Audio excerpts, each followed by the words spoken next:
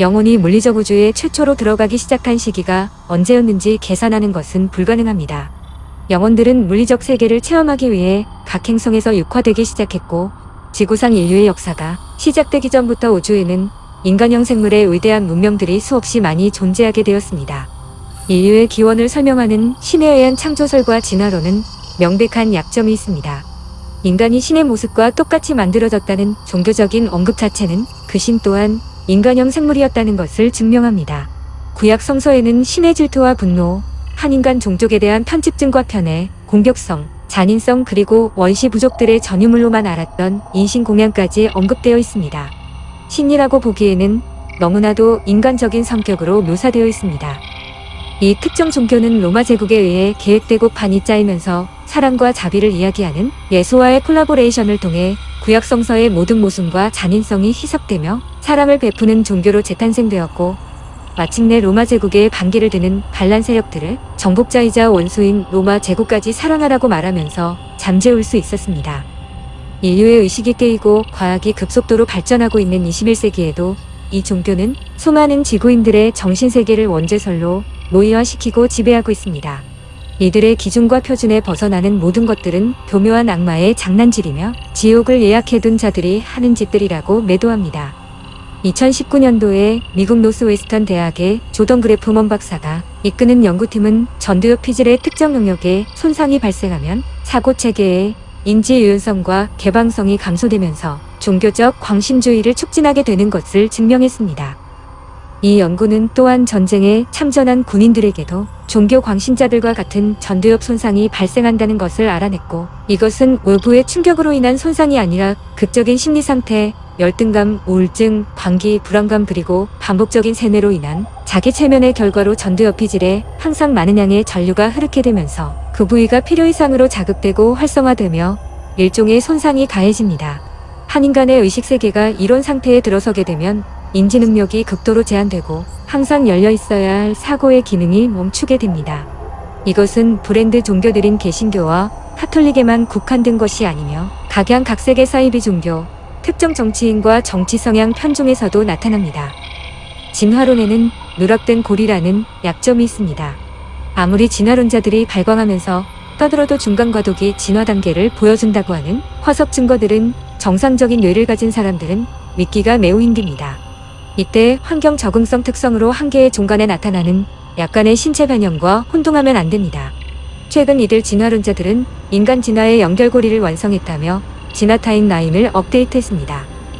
각 시기별 지층에서 발견되면서 진화의 연결고리라고 불리는 화석들은 사실상 각종이 존재했던 시간 간격이 무려 수십만에서 수백만 년에 달합니다.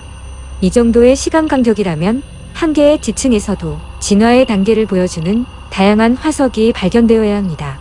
종간의 너무나 긴 시간 간격은 생명체가 유동적이지 않은 비진화적 정적 상태로 유지되기에는 너무나 억지입니다. 일단 한 종에서 진화가 시작되었으면 그 신체는 진화에 따른 세포와 골격에서 모든 유전자가 진화를 위해 활성화되면서 신체 전반에 불완전성을 띠기 때문에 각 세대마다 진화가 진행되는 흔적이 남아있어야 됩니다. 그러나 여태 발굴된 인류의 화석들은 이런 것들을 전혀 반영하지 않습니다. 진화론자들은 인간이 원숭이에서 파생되었다고 증명하는 것을 일생의 과업으로 여기고 약간의 틈새만 보이면 우리를 위대한 원숭이와 연결시키려고 애를 쓰고 있습니다. 진화론자들 또한 개신교에 무조건 믿습니다. 아멘주의 또는 막무가내 논리와 일맥상통합니다. 이들 두 분야는 서로 간의 상극이지만 사실상 같은 정신구조를 가집니다. 실제로 오늘날 존재하는 수많은 동식물종은 본질적으로 수억 년 전의 화석 조상들과 외모와 신체 구조가 동일합니다. 이것들은 진화하지 않았으며 형태도 바꾸지 않았고 진화론자들의 혼란과 당혹감을 반영시킵니다. 많은 종들이 최소한의 환경 적응성 변화와 발전을 제외하고는 초기에 나타난 상태 그대로 동일하게 남아있습니다. 진화론자들은 이것을 선형적 진화가 아니라 방사형적 진화라고 설명합니다. 방사형 진화는 사실상 돌연변이를 설명하는 것으로 결국 돌연변이가 진화의 대세가 된다는 것입니다. 이런 가설은 원숭이가 아직도 존재하는 이유, 그리고 초고대 생물들이 당시 모습 그대로 지금까지 존재하는 이유를 설명하면서 진화론을 방어하기 위해 급조되었습니다. 진화론은 자연선택에 의한 작고 유리한 유전자 돌연변이의 정점에서 변화가 발생한다는 전제에 기초합니다. 그러나 노벨상을 수상한 유전학자 허먼 조지프 뮬러는 99% 이상의 사례에서 유전자의 돌연변이는 생물체에 해로운 영향을 미치고 기능장애를 일으킨다고 잘라 말했습니다. 진화론자들의 주장으로는 인간이 결국 원숭이의 돌연변이라는 것이며 우리 인류는 모두 엑스맨입니다. 아주 웃기는 점은 진화가고 생물의 발전을 의미하지 않는다고 하고 퇴화도 곧 진화라는 것입니다. 진화론을 신봉하려면 화성만 끼워 맞추는 것이 아니라 말도 여기저기에 잘 끼워 맞춰야 합니다. 진화론자들의 말장난을 들어보면 일단은 그럴듯하게 들립니다. 성경은 읽어는 봤냐? 제대로 읽어야 한다는 기독충들과 더불어 진화론 책은 읽어보고 개소리를 하냐는 진화충들 많습니다. 눈이 있고 귀가 있는 여타 사람들이 책을 과연 안 읽어봤을까요? 어떻게 읽어야 제대로 읽는 것인가요? 왜 그토록 끊임없이 파생되는 가설과 긴 설명이 필요할까요? 여타 종교들처럼 진화론 자체가 각종 추측과 상상의 나래를 마음껏 펼친 불완전한 이론이고 또한 일종의 유사 종교 기능을 하기 때문입니다. 현대 지구인은 원숭이와 피상적으로 아주 많이 닮았습니다. 그러나 해부학적으로 인간과 원숭이의 중추신경계는 완전히 다릅니다. 복잡한 대뇌 구조를 가지고 있음에도 불구하고 원숭이는 언어로 말하는 법을 배울 수 없습니다. 자연 상태에서는 지금부터 억겁의 세월이 흐르면서 아무리 많은 돌연변이가 발생한다고 해도 원숭이는 원숭이로 남습니다. 그러나 만약 인위적으로 원숭이의 유전자를 개조한다면 영화 속 애등장하는 말하는 원숭이가 만들어질 수 있습니다. 진화론자들이 주장하는 것처럼 공통조상에서 원숭이와 인간이 갈린 것이 아니라 인간은 최초 잇태생부터 동물이 아니었습니다. 구소련 연구자들은 인간의 공격적인 경향이 유전자에 생물학적으로 내재된 것이 아니고 원숭이 조상으로부터 유전된 것도 아니며 사회생활을 통한 사고 패턴으로 조절되는 경향임을 밝혀냈습니다. 인간이 가진 적대감은 비이성적인 심리적 동기의 최저점이나 동물적인 본능에서 발생하지 않습니다. 더욱이 현대 지구인이 정말로 영장류에서 진화를 했다면 당연히 인간과 영장류가 교배될 수 있어야지만 이것은 실험실에서 인위적인 조작을 하지 않는 이상 원천적으로 불가능합니다. 살아있는 세포 내의 DNA 데옥시리보액산 분자는 다른 종들 간에 서로 교배할 수 없도록 각각 다르게 코딩된 청사진을 가지고 있습니다. 종교의 창조설과 진화론의 두 가지가 그토록 불완전하다는 걸 아는 이상 인간과 모든 동식물의 외계 기원에 대한 가설은 어떻습니까? 대체 지구에는 무슨 일이 일어난 것입니까? 인간은 다른 행성의 실험실에서 외계 과학자에 의해 설계된 후에 지구에 이식되었을 수 있습니다. 또는 지구에 도착한 각기 다른 외계 세력들의 실험실에서 원숭이 유전자를 적당히 섞어 만든 것이 바로 현재 인류라고 볼 수 있습니다. 지구 인류가 다른 행성에서 도착했다는 것은 인종적 특성으로 설명될 수 있습니다. 포대의 혼혈들인 중동과 서남아시아, 남태평양, 폴리네시아, 라틴 아메리카인들을 제외한 지구의 대표적인 인종들인 황, 백, 흑이 가진 인종과 유전적 특성은 외계 실험실이 위치한 각 행성의 독특한 환경에서 생존 적응성 인자로서 미리 프로그래밍 되었다고 볼 수 있습니다. 그리고 지구 행성에서의 인간 신체의 연약함이 이것을 증명합니다. 각 인간종은 원래의 출신 행성이 가진 대기와 중력 등에 더욱 적합했고 지구에서보다 더 오랜 수명을 누렸을 것입니다. 진화라고 믿기에는 아직도 지구인들은 태양빛과 지구 중력에 극도로 취약합니다. 만약 우리가 정말로 원숭이에서 자연적으로 진화했다면 강력했던 동물들이 많았던 당시 상황에 비추어 봐도 원숭이나 고릴라의 견주는 강력한 신체를 가져야만 인간이 가진 지적 능력을 제대로 발휘하고 지킬 수 있었습니다. 실상은 동네의 잡종 똥개들조차 지금도 인간을 물어 죽이고 있습니다. 개의 이야기가 나온 김에 개의 기원에 대해 문의해 봅시다. 오늘날 수많은 인간들이 스스로를 개엄마, 개아빠라고 부르면서 개유치원까지 등장하고 개팔자가 상팔자라는 것을 증명하고 있습니다. 약 200년 전에는 개의 종류가 오늘날과 같이 많지 않았습니다. 그 후 인간들이 여러 종류의 개를 교잡시켜 오늘날 AKC가 공인한 195개의 개품종에 의해 79개가 공인되기를 기다리는 중입니다. 제3세계와 골목길의 잡종 똥개들까지 합치면 개의 종류는 기하급수적으로 늘어납니다. 아무리 개주인이 자기가 가진 개의 순종혈통을 부르짖어도 개는 근본적으로 모두 잡종입니다. 이런 수많은 개품종을 보면 인간종들이 만들어진 기원을 충분히 유추해낼 수 있습니다.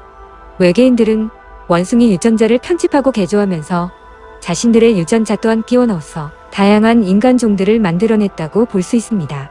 마치 지금의 인류가 개끼리 교배시켜 여러 가지 다른 개들을 만들어내는 것처럼 말이지요. 그동안 개는 늑대, 코요테, 딩고, 자칼 등과 같은 다양한 야생동물에서 파생된 것으로 추측하고 있었지만 최신 DNA 연구 결과에 따르면 오직 늑대만이 모든 개의 조상이라는 것을 밝혀냈습니다. 늑대가 개로 길들여진 과정도 진화론자들의 주특기인 돌연변이설이 한동안 대세였습니다. 그러나 늑대는 한 무리를 이루는 각 구성원의 유전적 혈통에 매우 민감합니다.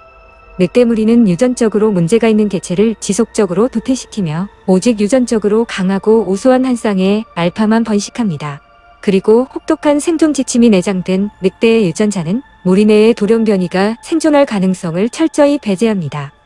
약 3만 년 전 당시의 원시적인 인류는 어떤 방식으로 늑대라는 야생동물에서 인간에게 유리한 특성만 선별해 개라는 새로운 종을 만들어낸 것일까요? 현대의 과학자들은 늑대가 자연적으로 인간과 친화적이 되어 개로 변했다고 주장하지만 이것은 인위적인 유전공학이 개입되지 않으면 불가능했습니다.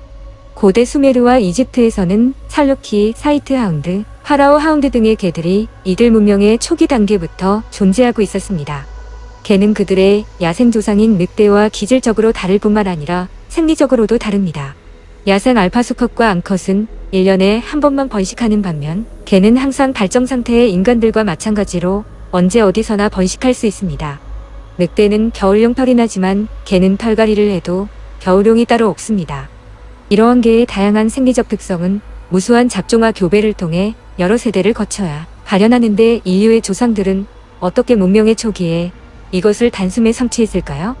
강조해야 되는 점은 현대의 대표적인 개품종들이 수천 년 전에 동시에 나타났다는 사실입니다. 현대과학은 늑대가 개가 된 과정을 동화 속 이야기 수준을 넘어 설명하지 못하며 개가 단계별로 진화했다는 흔적조차 없습니다.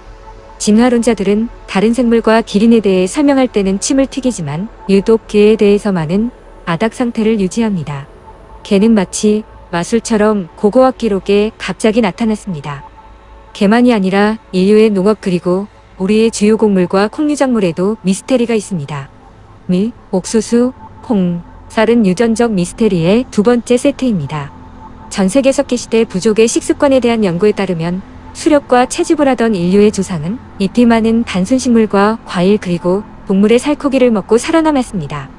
이러한 식재료는 당시에 쉽게 구할 수 있었고 가공이 거의 필요하지 않았으며 날 것으로 먹거나 불에 구웠습니다. 그러나 농사와 작물은 인류 문명의 기초였습니다. 농사는 수확과 탈곡의 노하우가 있어야 하고 그것들을 조리하는 방법이 필요하지만 당시 인류는 이것들을 알지 못했습니다. 인간의 내장은 소나 초식 동물처럼 야생곡물이나 날곡물을 소화시키지 못합니다. 이것은 다시 한번 인류의 기원지가 지구 행성이 아니란 것을 말해줍니다. 동식물이 먼저 갖춰진 지구의 인간이 나중에 이식된 것입니다. 인류의 조상들은 이런 것들을 먹지 않았습니다. 그러나 문명이 시작되는 동시에 농사를 짓기 시작했고 곡물을 가공하고 조리하기 시작했습니다. 인류는 어떻게 그렇게 갑자기 야생곡물들을 길들이고 번식시킬 수 있었을까요? 늑대가 갑자기 개로 변한 것과 마찬가지로 인류가 시작한 농사 역시 오랜 세월이 요구되는 시행착오나 실험 없이 갑자기 유전학과 육종이 관여된 농업 지식과 농업 활동이 절정에 이르게 됩니다. 인류의 농업혁명이 어떻게 일어났는지 이해하는 것은 아예 불가능합니다. 학자들은 원시 인류가 우연히 농작물을 발견했다고 주장함으로써 유목과 수렵 채집을 하던 인류가 농작물을 재배하는 농부로 진화했다고 설명합니다. 학교에서 우리는 당시 원시인이 쓰레기 더미에 버린 씨앗이 싹이 트는 것을 발견하면서 농사를 짓기 시작했다고 배웠습니다. 그러나 이런 진부한 이야기는 당시 인류가 농업혁명의 기초로 사용할 최고의 야생종을 어떻게 선택했는지 설명하지 못합니다. 농작물로 이용할 수 있는 잠재적인 야생식물이 수천 개 있습니다. 농사 경험이 아예 없던 사람들이 어떻게 어떤 작물을 재배해야 된다는 것을 알고 있었는지가 의문입니다. 이것이 사실인지 어떻게 증명하나요? 그동안 품종 개량이 진행되었지만 현재 인류는 지난 5천년간 재배했던 같은 작물을 지금도 재배하고 있기 때문입니다. 그리고 당시 이런 작물들은 어떤 진보된 존재들에 의해 이미 야생에서 유전적으로 조작이 되어 인류에게 주어졌습니다. 인류 최초의 문명들인 수메르, 이집트, 멕시코, 중남미의 고대인들 기록에 따르면 농업과 과학기술을 아우르는 인류 문명 전체가 천상에서 내려온 자신들이 신으로 받드는 존재들에 의해 전수되었다는 점을 만장일치로 언급하고 있습니다. 한 가지는 확실합니다. 현대의 인간이 가진 육체의 형태는 절대로 진화할 수 없었습니다.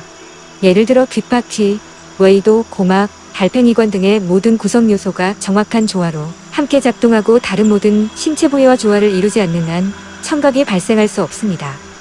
모든 동물을 포함해 인간 신체상의 한계 신체 기관이 기능을 하려면 그 한계를 구성하는 모든 부분들과 더불어 기타 모든 신체 기관이 동시에 나타났어야 합니다. 진화론이 설명하는 것처럼 단세포 원생 동물이 눈, 코, 입을 갖추고 팔다리와 복잡한 소화기관을 점진적으로 갖추게 된다는 것은 말 그대로 우주급 개소리입니다. 각 동물들이 가진 두개골의 정확한 균형 메커니즘, 하늘을 나는 현란한 색채의 각종 새들, 물속의 다양한 물고기와 생물들, 그리고 이런 것들이 서로 간에 먹이사슬로 얽히게 하는 것은 우주의 어떤 지적 존재에 의한 지능적인 설계를 반영하고 있습니다. 인간 신체의 모든 면에서 신중하고 지능적인 설계의 메커니즘이 보입니다.